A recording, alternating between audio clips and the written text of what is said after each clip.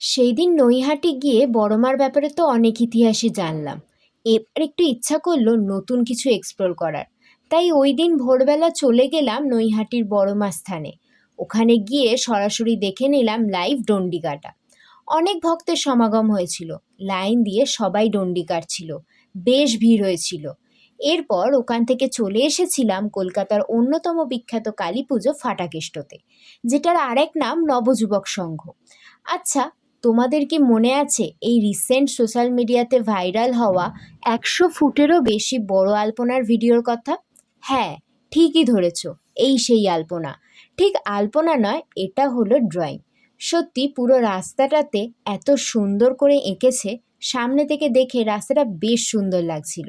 মনে হচ্ছিল পুরো রাস্তাটা যেন একটা ক্যানভাস, আর ওই ক্যানভাসে একটা সুন্দর ড্রয়িং করা আছে। এই পুরো ড্রয়িংটাই ছিল জলের মধ্যে থাকা প্রাণীগুলোর ওপর। একটা ডিজনি ভাইব আসছিল।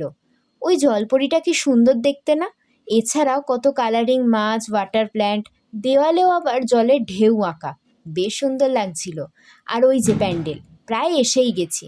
সকাল সকালই দেখতে চলে এসেছিলাম, কারণ সন্ধ্যে থেকে এখানে বেশ ভিড় হয়ে যায়। আর ভিড়ের মধ্যে কি মাকে ভালো করে দেখা যায়, না এই সুন্দর ড্রয়িংগুলো দেখতে পারা যায়? প্যান্ডেলের ভেতরটাও ঝাড়বাতি দিয়ে বেশ সুন্দর করে সাজানো ছিল। আর এই যে আমাদের মা কালী, শ্যামবর্ণ মা ডাকের সাজে আর সোনার গহনাতে সজ্জিত। কি অপূর্ব রূপ, দেখেই চোখ জুড়িয়ে যায়। সো, তোমাদের কালী পুজো কেমন কাটলো? কমেন্টে জানাতে ভুলো না কিন্তু। টাটা।